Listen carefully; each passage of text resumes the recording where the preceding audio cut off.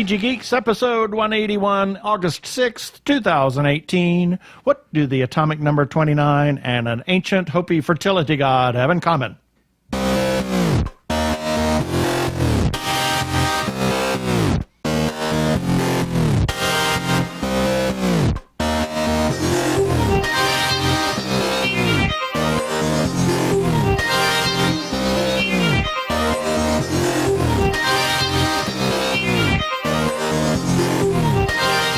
Hello and welcome to another webcast from tggeeks.com, where Ben and Keith, the two gay geeks, talk about all aspects of geekdom and nerdery.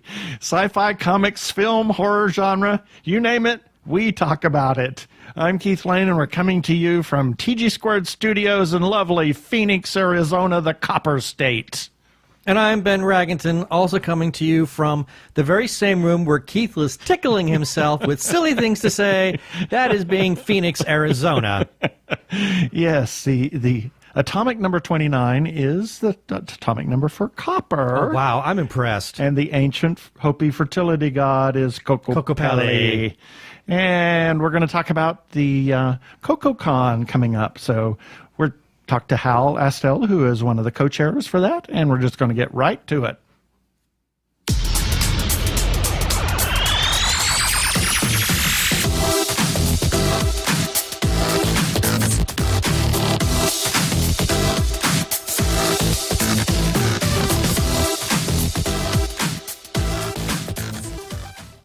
And this time we've got Hal Astel with us. He is the co-chair of CocoCon, a 2018, a convention that is a combination of two different organizations, or three different organizations, isn't it? Three? 3, 2, 1? Oh, no, two.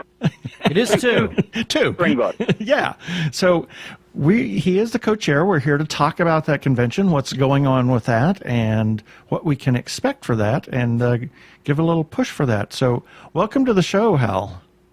Thank you very much. Thanks for having me. Yeah. So tell us, what is CocoCon and how did it come about? I know that it has grown out of a couple of conventions. So give us a little history, and then we'll talk about this year. Sure. The reason we set it up, because it's year one this year, technically, year one for CocoCon. We set it up because it was looking increasingly like we were going to have no science fiction fantasy conventions in the fifth biggest city in the U.S., which seemed a little ridiculous. We have three really ongoing. We have Leprechaun, which has been going since 1975, but it was looking like that was going to be something different for a couple of years. We have CopperCon, which has been running since 1981, but that hasn't happened for a few years. And we have DarkCon, which has been going since 1995, but isn't every year anyway, and again, hasn't happened for a few years, and they were having trouble trying to find somebody to run one. So we were looking like we weren't going to have anything. So I went to the Western SFA, who is a group that used to run a lot of conventions here in town, but hasn't for a while. Most of what they do nowadays is online reviews, things like that, and got them to set up a new Concopelli. And that was the name of their Westercon in 2005. So we were going to bring that back, and it was going to be, hey, a science fiction fantasy convention here in Phoenix. Make sure we didn't do without. We then got Catholics involved, who ran CopperCon, so it became a joint effort. Both groups are jointly sponsoring, putting money in, and hopefully at the end of the day, when we're very successful, fingers crossed, taking some money out and keeping them in good financial state so we can have another one. Absolutely. Then, of course, Leprechaun changed, and we now have a Leprechaun. We had it a few weeks ago, so in the end, we've now got two science fiction fantasy conventions this year, and next year we may well have three, because we're going to have a Leprechaun and a CocoCon and a DarkCon, because now they've got up and running. So maybe what we did triggered everything to get back on track. I have no idea. Well, that sounds great. So you had mentioned CASFIS and another organization. For those people that are listening that don't know what those organizations are, can you elaborate on that so that they could understand that? Absolutely. Yeah, Western SFA is the Western Science Fiction Association, and they are a group here in Phoenix that is a 501c3 nonprofit, and their remit is to promote the arts and sciences. They used to do that by running a whole bunch of conventions. They ran, as I say, a Westcon, but they also ran gaming conventions and anime conventions, all sorts of other things. And mostly nowadays they are online. They run the Nameless Zine, which is a monthly publication, mostly of book reviews, with some film reviews and other things. CASFAS is the, let me get this right, the Central Arizona Speculative Fiction Society. That's correct. They are also a local 501c3 nonprofit organization with the same remit. And they've been running pretty much since the end of the 70s. Their first convention was 81. That was CopperCon. And they ran 34 CopperCons through until 2004. So both groups are very much in this vein, and we have called ourselves CocoCon as a merger of the names. It's a CopperCon and it's a Concapelli. So we've got the CO from CopperCon, we've got the KO from Concapelli, and we're a con. So, hey, CocoCon. Hey. Why not? No kidding. So tell us, where is this going to happen? When's it going to happen? And then we'll talk about some of the special activities and guests that you have. Absolutely. It's the Doubletree by Hilton Phoenix North, which is over at Metro Center. It's right off I-17 on Peoria. Very, very easy to get to. It is a hotel. This is a small traditional science fiction fantasy convention. These tend to be in hotels. Rooms are available, $92 a night, and we will be over the Labor Day weekend. So Friday to Monday, 4 days, August 31st to September 3rd. Yeah, we have rented a suite there, so we're going to have things set up to do some hospitality stuff and hopefully some interviews of guests and or con-goers while we're there as well. Yes.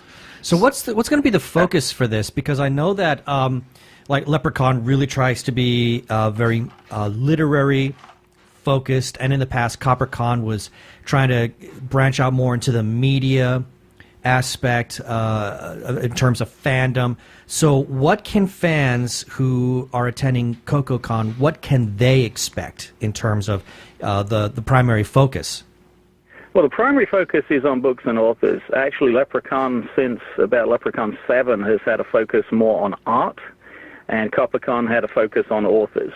Now, both conventions do all of the usual things you'll expect to find at a science fiction fantasy convention. So you'll have an art show and a dealer's room and parties and panels and guests of honor and filk and all the things you would expect. But Leprechaun has a slight focus on art. We have a slight focus on books and authors, and that's something we kept on as we expanded forward from CopperCon. So you'll generally see at a Leprechaun two artist guests of honor and one author guest of honor. It's not always that way, but that's generally how it works. And we have it the other way around. So we have two author guests of honor and an artist guest of honor. Cool. So who are those guests of honor? We know one. We know one of them. We are very proud to have Harry Turtledove as our author guest of honor. He's the master of alternate history. If you think back to all the things that could have been different in history, whether it be the Confederates winning the American Civil War, the Nazis winning the Second World War, or all sorts of more obscure points in history, if they went just a little differently, what would have happened? He does a lot of novels like that. He has over 100 books out, and he's a very, very well-regarded author. So we're bringing him out from California. Very happy to have him. And our local author guest of honor is Beth Cato, who is a steampunk author. She's much newer. She's got 4 novels out at present. There's a duology and a trilogy, the third of which will be, I think it's released in October, Right. So shortly after Con, but the first 2 are out, and they are absolutely incredible. Harry's won pretty much every award in the book. Beth has been Nebula nominated and Locus nominated. Yeah, we've talked about before, and I love her work. I haven't read any of Harry Turtledove's. I have to pick some up before the con and read that furiously before we get there. So, but you are an author yourself, aren't you? I am. I write nonfiction at present. I always wanted to write fiction, but it didn't quite work. It always became a little bit experimental when I look back at it. But I fell into nonfiction. I'm a film critic, and I have 5 books on film out. 6th is due. Well, it's overdue, but it will be out very shortly. And I do have a novel on the back burner. I've just got to find the time to sit down and write it. Right. So who is the, you have an artist guest of honor as well, you said? We do, and that's Steve Rude. He's, again, a local guy from Arizona, but he's worthy of being an artist guest of honor rather than a local artist guest of honor. He's a huge name, mostly in the comic book industry, but he does fine art as well. He's worked for everybody from Marvel and DC through Dark Horse and Image down to, the indies. And he's won pretty much every award there is, various Eisner Awards. He's won a Kirby Award, a Harvey, an Inkpot. When there's an award available to the comic book art industry, he's won it. Great. How did you become the co-chair for something like this? Well, initially I was the chair because when we were going to do a new Concapelli, I was going to be the chair. But when we brought Casvis in, it's very much an equal partnership. We're putting the same amount of money in, hopefully taking the same amount of money out. Both groups are very involved, so we have a Casvis chair as well. So I'm technically the Western SFA chair, and Mark Bernice is the Casvis chair. And Mark's incredibly experienced. He's run more conventions, I think, here in Phoenix than anybody else, certainly in the science fiction fantasy world. I suspect that there are a lot of con goers that have absolutely no idea whatsoever in terms of what is involved in putting something like this together. So, how does CocoCon come about in terms of structuring the event, finding a venue to place it at, contacting guests? I mean, what's the process in doing something like that? Because I got a funny feeling that a lot of people who go to cons, there's always going to be your naysayers. There's always going to be those people who just kind of complain about, I wish this con were more like this other kind of con I went here, and they have absolutely no idea what is involved and the difficulties that organizers have to go through. So could you kind of maybe shed some light on that? Oh, you've got about 3 or 4 podcasts just on that if you want to delve into it. It is very, very involved. It's a very team effort. The chairs sort of direct, but the sponsoring bodies are very involved, make sure everything's on track. And we really need to work with the voice of experience. We've got a number of people who are very experienced. This is technically my first con as a chair. I've worked many cons. I work many cons every year in various different fashions, but I've never run one before. So I'm learning this year as well. So did you take family leave to do this? 16, I think. So he's been there, done that. And so many of the other people working on the ConCom, which is the convention committee, have also run conventions themselves. So we've got a lot of experience here to bring to bear. And really, it's a lot of different levels of expertise. Each of the different roles has a very different skill set. So getting the guests in, you've got to figure out who to bring. You've got to reach out and find out if they're available and interested. We've got to offer them the package. Guests of honor are people we honor, so they're not just people who show up and we do things and say yay. We fly them out or make sure they get there. We get them in a hotel for the weekend. We cover all of that. So there's a lot of financial component to this. The treasurer's job or the banker's job, depending on the group, is a huge effort. Especially with WesterCon last year, which was a regional convention, so it's the same thing but bigger. That was huge. The other aspects, you've got somebody that needs to run programming, which is a huge Tetris puzzle. Finding the people who are available and interested, find out when within the weekend they're available, what they're going to do, how to slot that schedule together.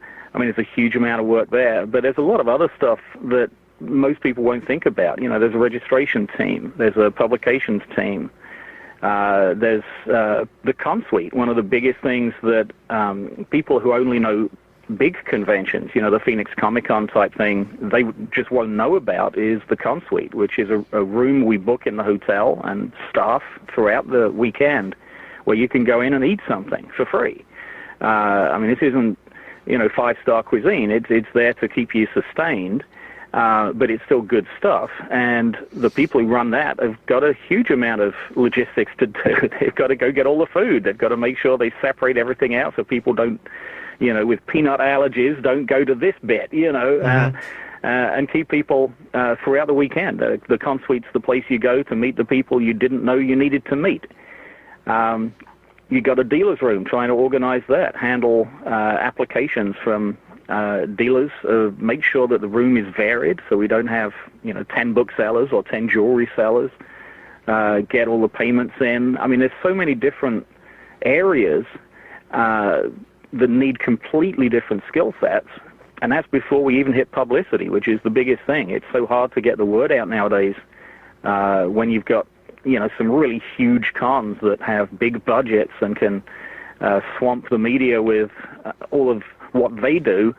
We don't have huge budgets, so we've got to find ways to get our name out there, and especially on year one, let everybody know that CocoCon's happening, what it is, why it might be a good idea for you to go, what we've got to offer, all of that sort of stuff. That's a huge job all in itself.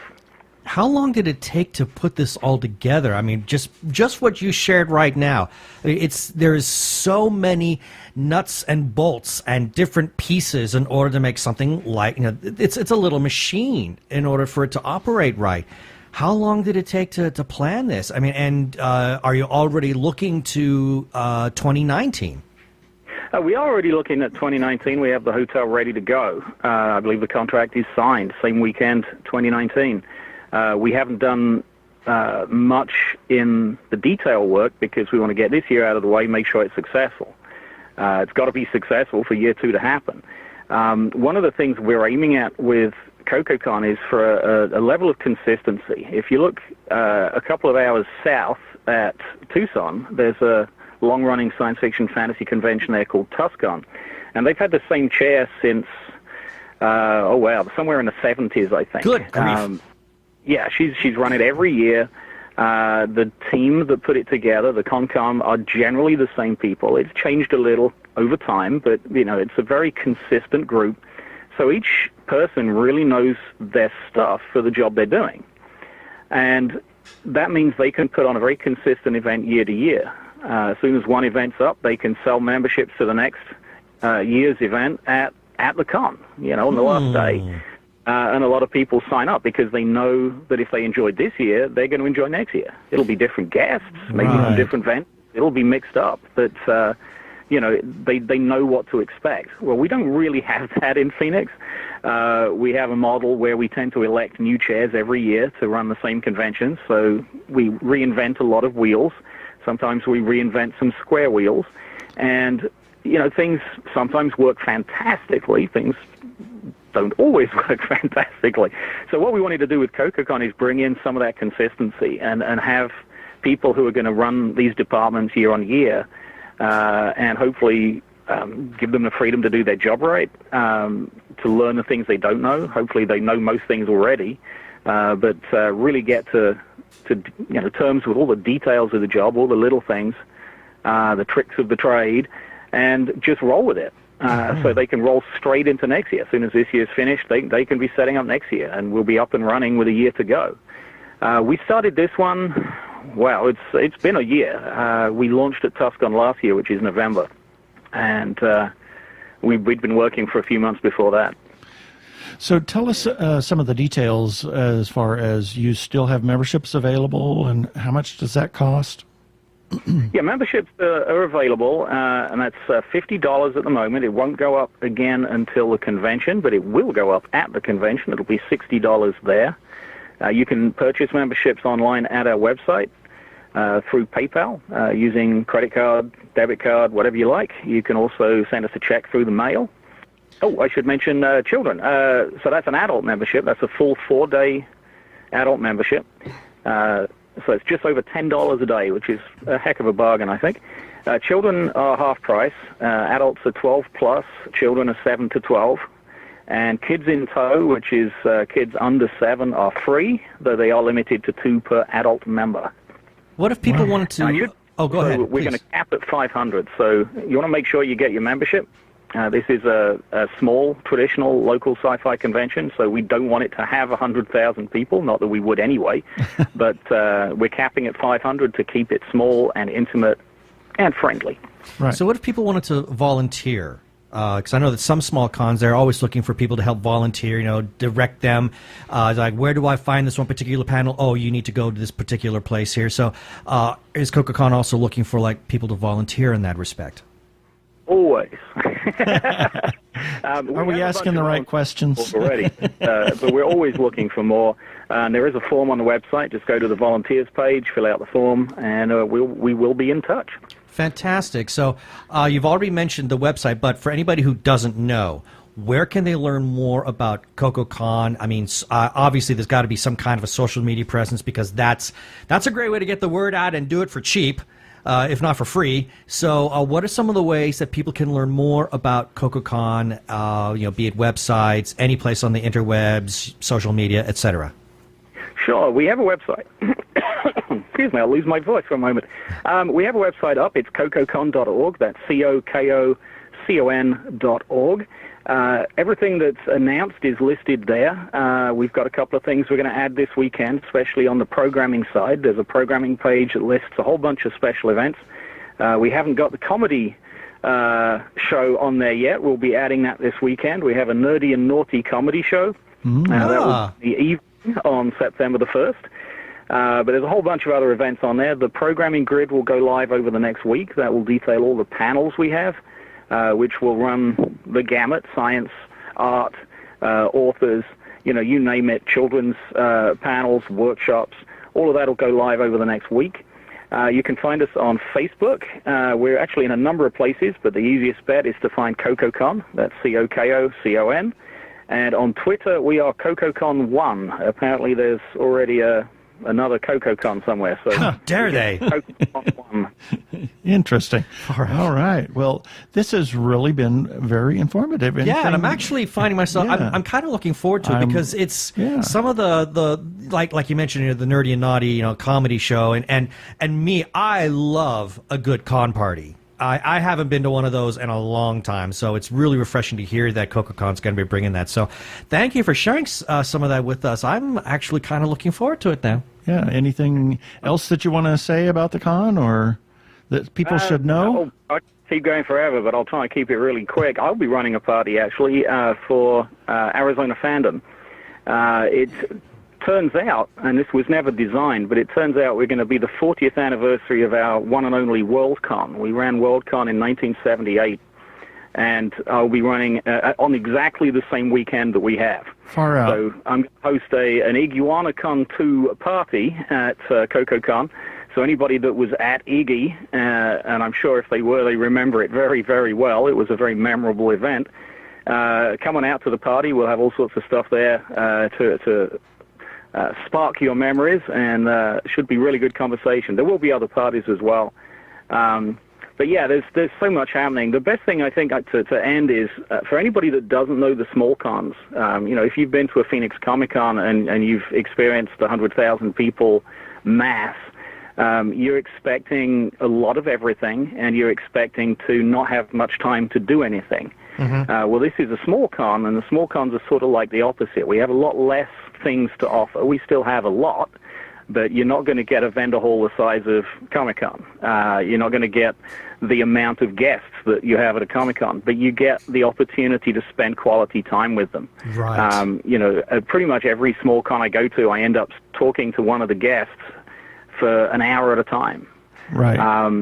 And, to be able to talk to somebody like Steve Rude, who will be live painting throughout the event. Wow. In the art show, to talk to somebody like Harry, and just have a conversation. It's something that's truly amazing. I love Phoenix Comic-Con. I've been there every year. I do panels there. But all of my best convention memories come from small cons, because it's that personal touch. You get these great connections to people that you wouldn't get at a gate show, where you get your 30 seconds to get a selfie and say hello and squee.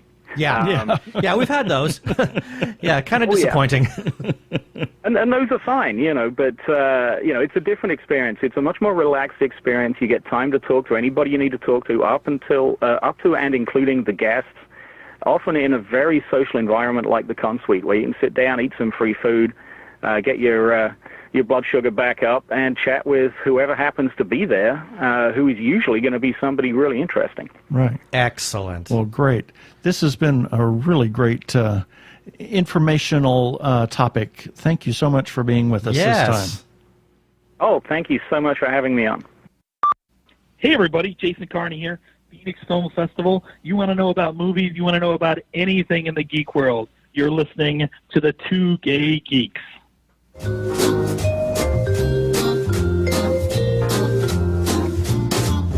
And here's a few selected birthdays for August 6th through August 12th, 2018.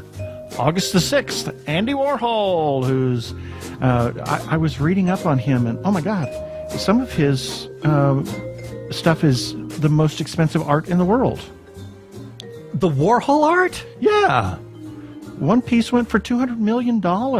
Which piece was that? I don't recall what it was, but it was just like, oh my God. I mean, because we see the standard Warhol work, which is like six different representations of the same picture, just different color schemes. Well, that's the popular thing. That was the soup cans, but that was in the 60s. I mean, he did a lot of other things. Anyway, I don't know if I've seen any of his other work. Yeah, just a really interesting individual. Very strange. He's also the one that came up with the 15 minutes of fame. Everybody with 15 minutes of fame. Yeah. So, also on August 6th, Lucille Ball and Johann Bernoulli. Johann Bernoulli was a mathematician who kind of helped in the furtherance of calculus. Mm-hmm. So a very controversial individual, too. And he's the reason for many headaches in high school. Exactly.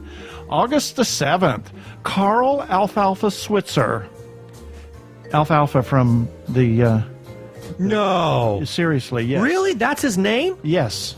Yes. And as I was looking down through the photos that were on this page that I get the birthdays from, do you know the picture that is in there for Karl Alfalfa Switzer?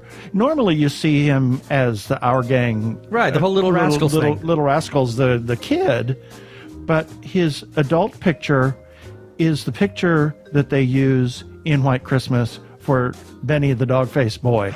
No kidding. Yes. Wow. Seriously.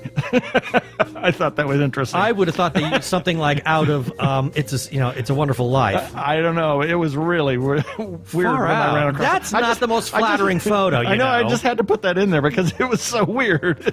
And I hate to say this, but how did Carl feel when he saw? Oh, so they're using that photo. Surprisingly, though, he died just a couple of years later. Yeah, I knew that. Yeah, that was interesting. Tragic death too.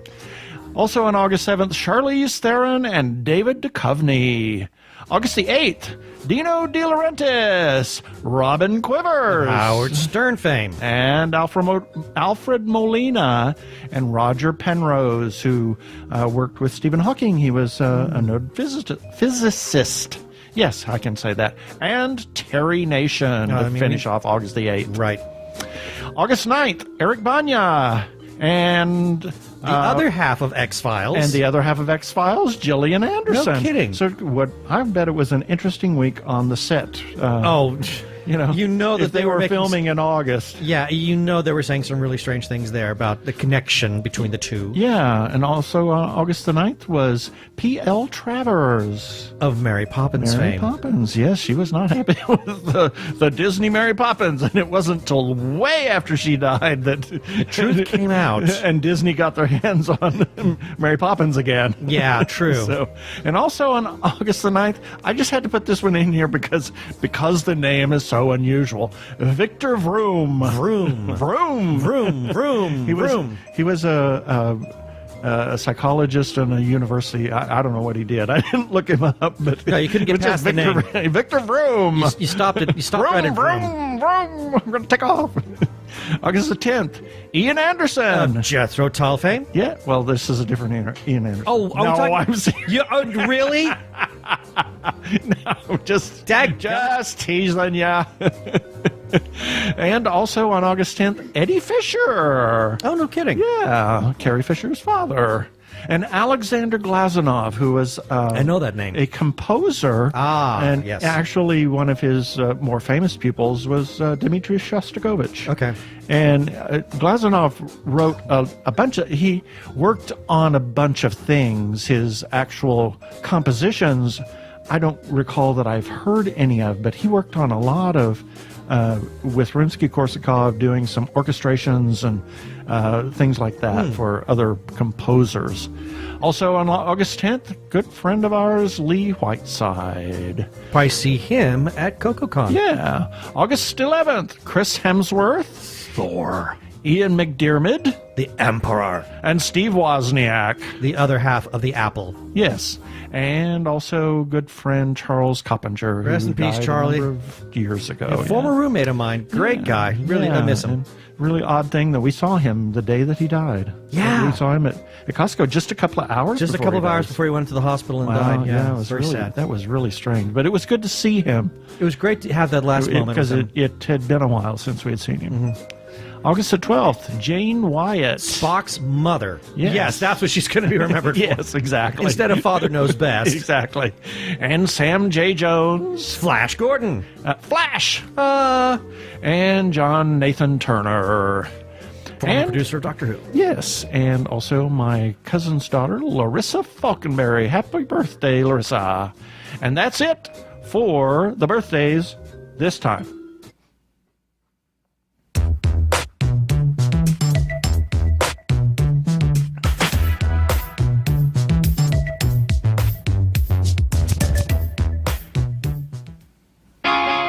So how would you describe a podcast like The Shared Desk? It's a podcast that took its sweet time to do a promo. Well, yeah, well, I think that goes without saying. I mean, you could say The Shared Desk is a podcast about collaboration, because that's what we do. Well, wait. There's a lot more to The Shared Desk. You got our Loot Crate Looky-Loo. Oh, what's in the box? And then what we're doing when we're not writing, usually it's pretty nerdy. Nerd! And then there are the drop-ins. Has the whole world gone crazy? Yes, there are drop-ins. And we love having guests on the show. It's The Shared Desk, after all. And if it's Katie or Lauren, you get some lovely singing as well.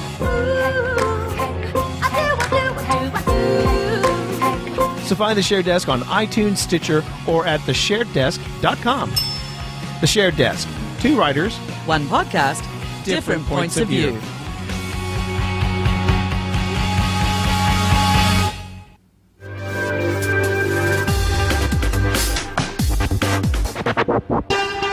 Go give a listen to our friends T. Morris and Philippa over at the Shared Desk. And now, it's everybody's favorite time of the show. It's time for the feedback. Yes. Listener feedback. Feedback. Reader feedback. Viewer feedback. Viewer feedback. Viewer. Not fewer, viewer. Viewer feedback. Yeah, as in people reading or viewing the content. I see. Okay. Yes. So, get that finger off the mixer, thank you. So, starting off with news, sushi, morsels of news from Japan and beyond, issue number 20. Hamish interviewed Michael Chan.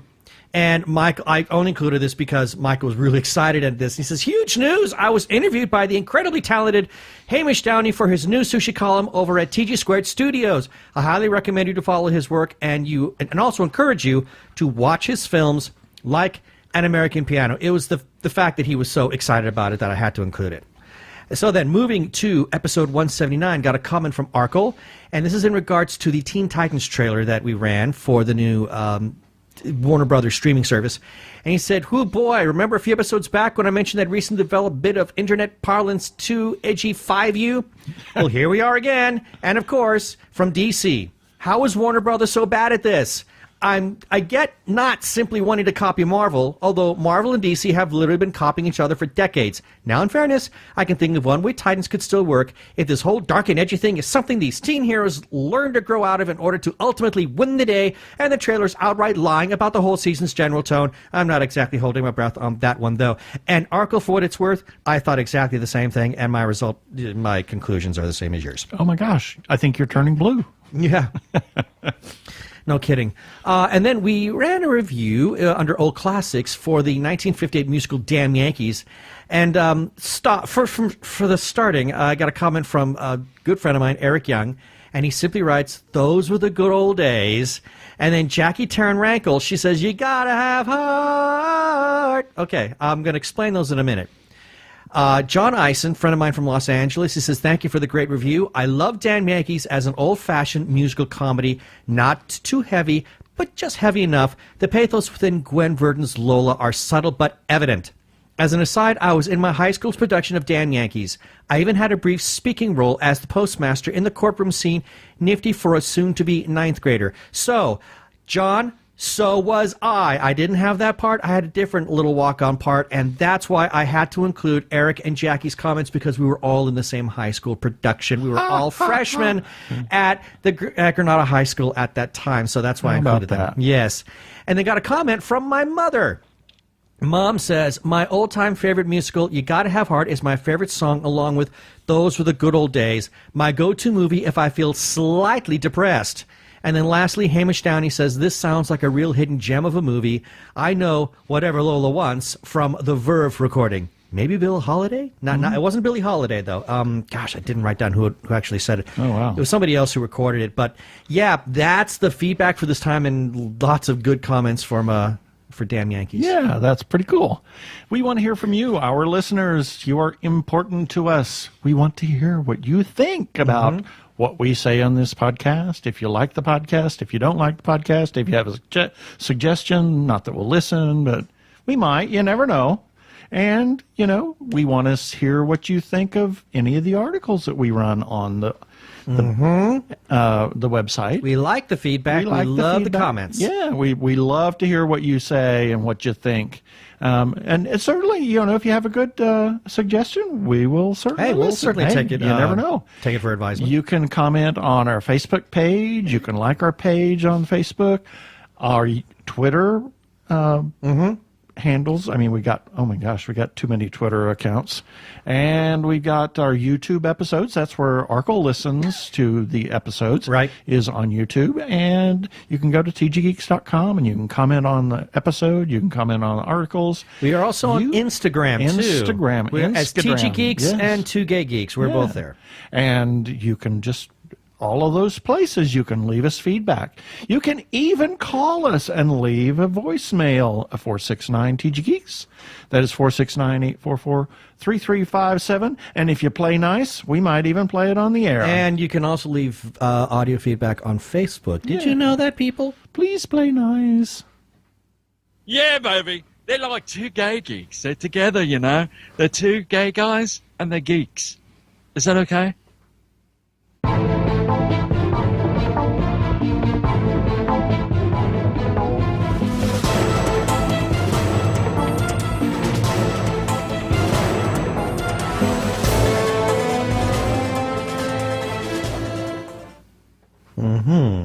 Very nice. Yes. Okay, second segment. Got a number of things we want to touch on really quickly. Oh, my gosh, yeah. A number. A lot. Just a lot of stuff. We got a lot of stuff we got to cover. Okay, so for anybody that's really interested in film festivals, I kind of want to bring this up because we had a pizza delivery guy who came by the house a couple of weeks ago. Yeah, we gave him a card. He was new. New to the Valley. And he was looking for nerdy, geeky stuff, and he loved film festivals. So we told him about Phoenix Film Festival. Yeah, and we were in the Apple store. We gave him a card. Gave the guy a card to fix your Mac. And, that's right. I mean, it's like... you'd never know where you're going to run into geeky, nerdy people. Yeah, and the Phoenix Film Festival is a haven. Oh, my gosh. And it is 10 days. 10 days of solid pure, days of film. If you are a film nerd, this is it. And it's not just independent films. Sometimes they'll also bring in some big commercial films from years past. But this place is a haven for film nerds, of the biggest type. April 4th through the 14th, 2019, at the Harkins Scottsdale 101, a.k.a. the Cine Capri. And there's also the Peoria Film Festival. It's a new arm, a new offshoot of the Phoenix Film Festival. It's run by the Phoenix Film Foundation, but Peoria Film Festival. It's running from the 19th through the 21st, 2019, at the Harkins Arrowhead Fountains. 2018. It says 2019. I know. I put that in there. Sorry. You were just trying to trick me up. That was me. Yes, I was. So I could correct you. Oh, is that it? So that's how the game is played. Yes. Okay. Now you know. It's all to make you look good. Absolutely. Not that I can look good.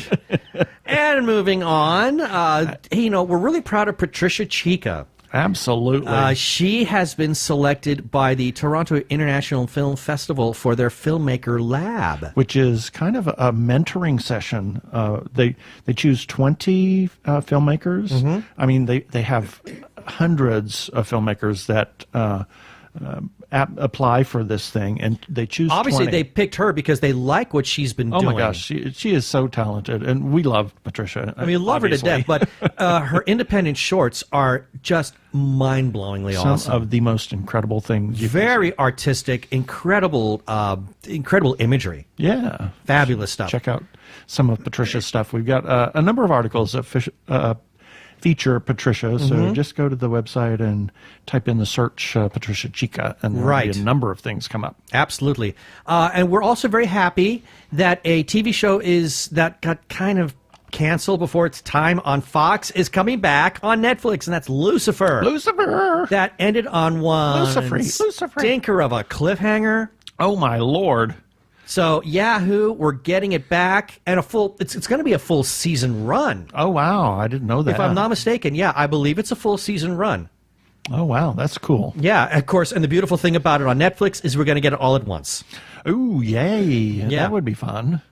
And speaking of wrap-ups, a show that Keith and we came into this one late, but holy moly, did we love it. Timeless. Oh, my. NBC, this is the show that will not die, despite the fact that NBC keeps trying to kill it. Its time has not run out yet. I know. It's timeless. They canceled it after season 1. The fans screamed. It came back for season 2 for a shorter run and ended on another stinker of a cliffhanger, and now NBC has agreed to give it a wrap-up.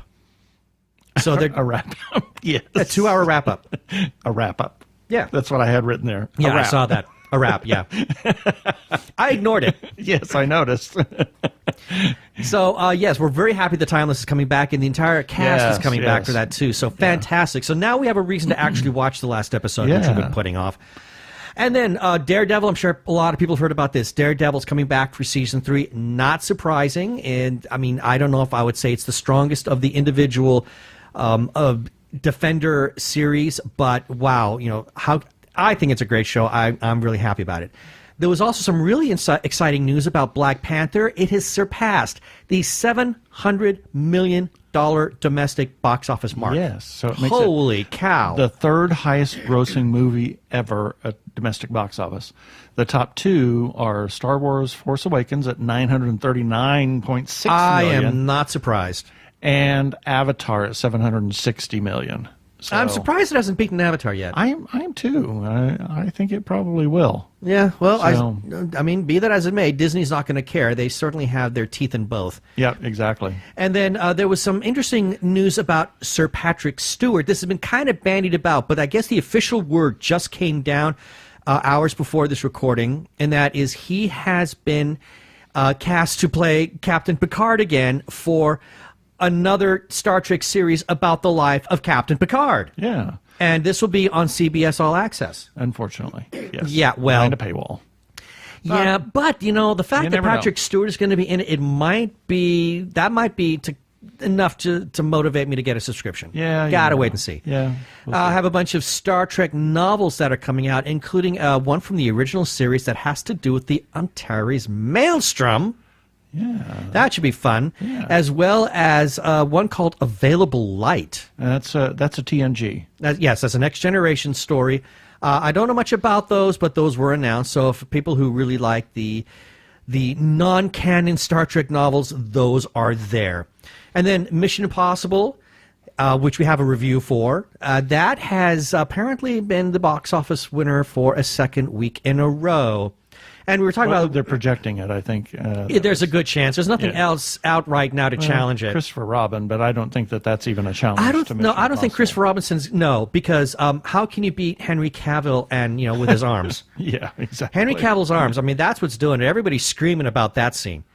And then lastly, a little tribute to Michael Armenegay. Our podfather has moved. Yes, he has moved to Las Vegas. I mean, he says that he's going to be back a lot because they got a lot of friends here. Yeah.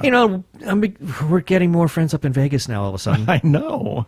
It's amazing. So we would want to say thanks to Mike because he kind of got me into the podcasting business. I mean, you were already I was already involved in podcasting at the time. Fusion Patrol, but you really got immersed in it. But then Slice was where I had, that's where I was kind of like putting on my eggs. And then when that kind of did its thing and was no more as far as that incarnation of it, you were kind of wanting something to do. I knew you wanted to do something. Yeah. Because you were kind of moping around about it and kind of saying something. And then all of a sudden I said, well, why don't we do this? Yeah. And came up with TG Geeks. So the two Geeks. It's been fantastic. And, I would recommend check out our interview with Michael Armenengay. Yeah, that was the New Year's Day episode. That was our New Year's Day episode, and he said some really, really kind things about us. So thank you, Mike. We love you and Lori, his wife. So we hope to see you again very soon in the near future. Absolutely. And I want to take a moment. Normally, after our second segment, we play the PSA with Daniel Radcliffe for the Trevor Project. And I want to take a moment and talk about mental health awareness and suicide prevention. This is a big deal. It's not only in the LGBTQ community, but the world in general. The world in general. There is a reason it gets better. Please, if you have a problem, a mental health problem, seek some advice. Mm-hmm. Call somebody. Call one of the suicide prevention hotlines. Call the Trevor Project if you're LGBTQ.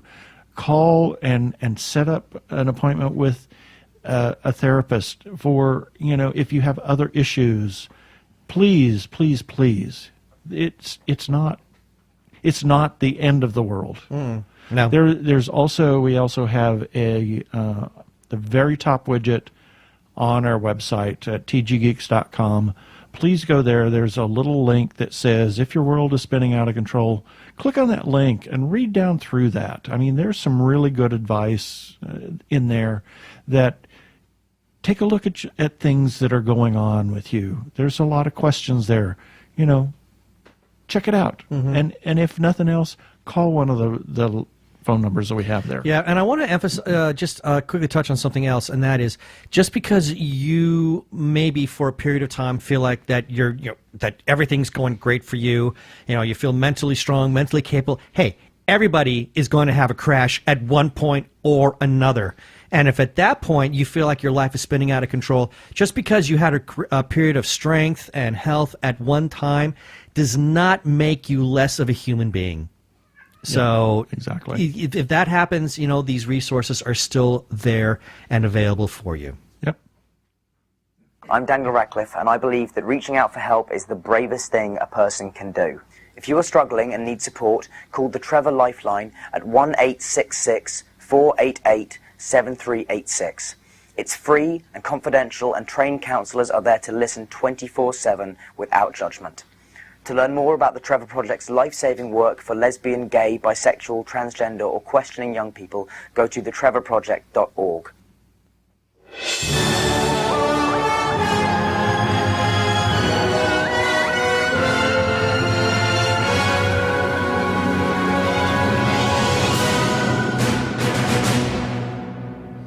And wow, I love that sound.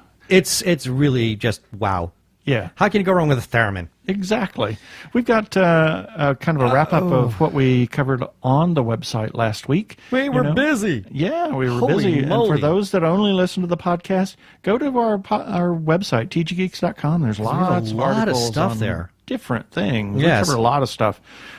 Restaurant reviews and movie reviews. Yeah, now we're into and restaurant TV reviews, too. shoes, TV reviews. And TV shoes? TV shoes. Yeah, TV shoes. So I was hoping you wouldn't notice that.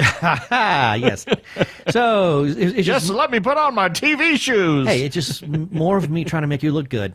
So, on Sunday, July 29th, we had issue number 7 of Dr. Zombie Monster Family Physician, and if I'm not mistaken, I think Tommy Cannon said that was a personal favorite of his. Check out Dr. Zombie. It's cute. There's some cool cartoons. It really is. Yeah. And then on Monday, July 30th, we had episode 180 of TG Geeks. Holy cow, 180? Yep. Man. 180. We also This had... is 181. Yeah, I know. And then there was Mission Impossible Fallout spoiler-free review.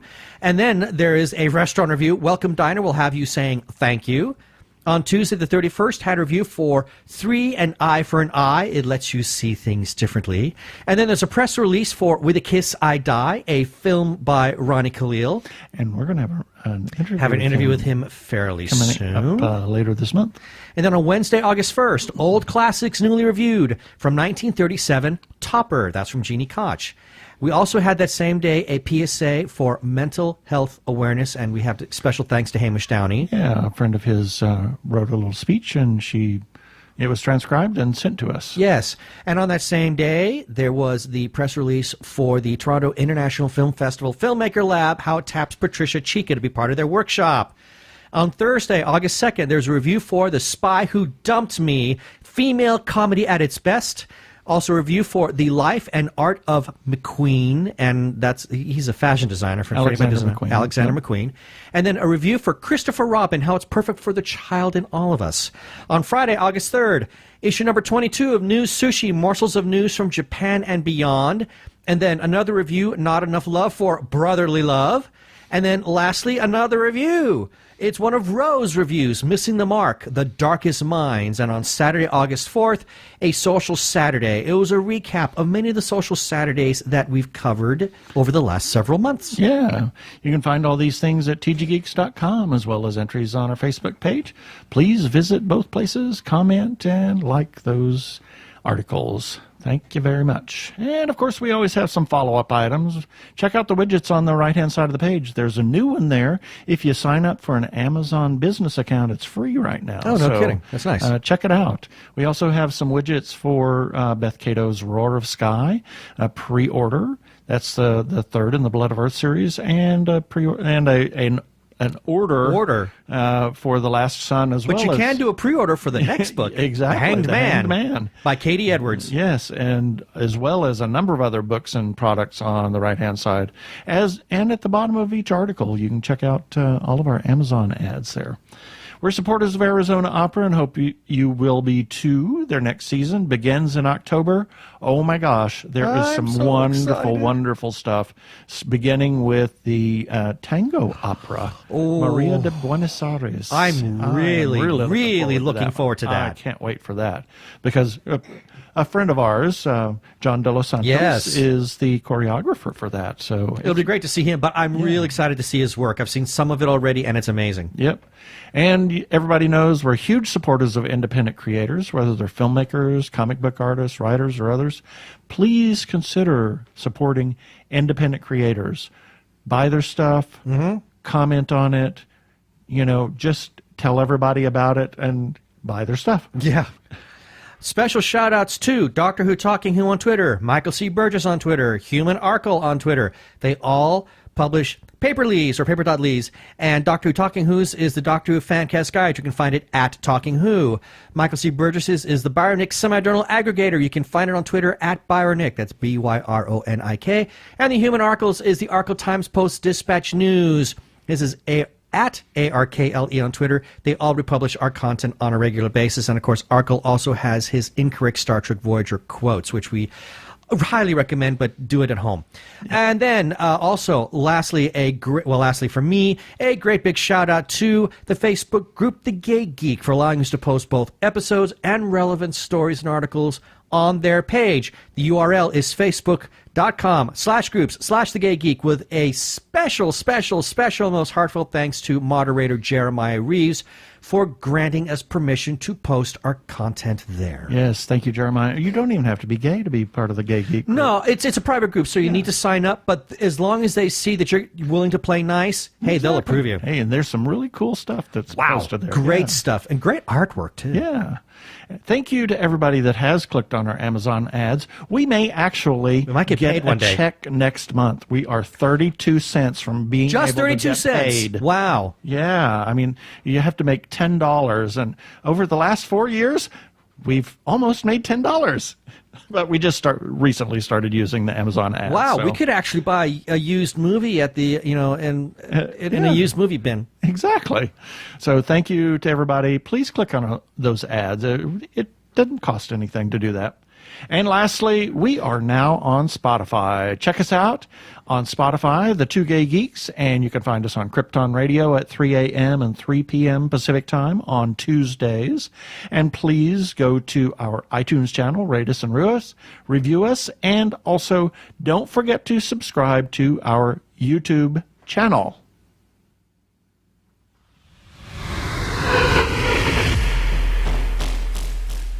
Up next week, I can't remember what I put in the list, but we've got some really interesting interviews coming up for the next couple of weeks. We've got holy cow! We've got an author agent, an agent for authors, and we've got Scott Roughgarden from Honey Bubbles. Yeah, and then I think we have Ronnie Khalil that's coming up at the end of the month. I'm wondering, is it Peter Codron? Oh, and maybe Peter Codron. Might be him. Great author. Yeah, we got those in the can.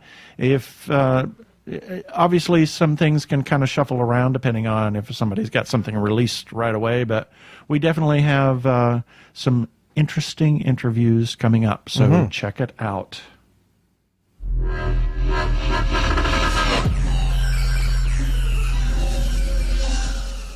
Okay, that should do it for this episode of TG Geeks Webcast. Be sure to check out the article for this webcast episode.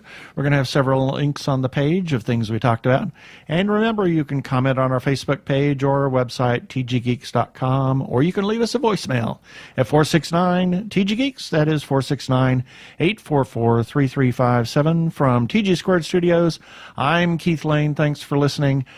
Please be kind to yourself and those around you. Peace. Cheers.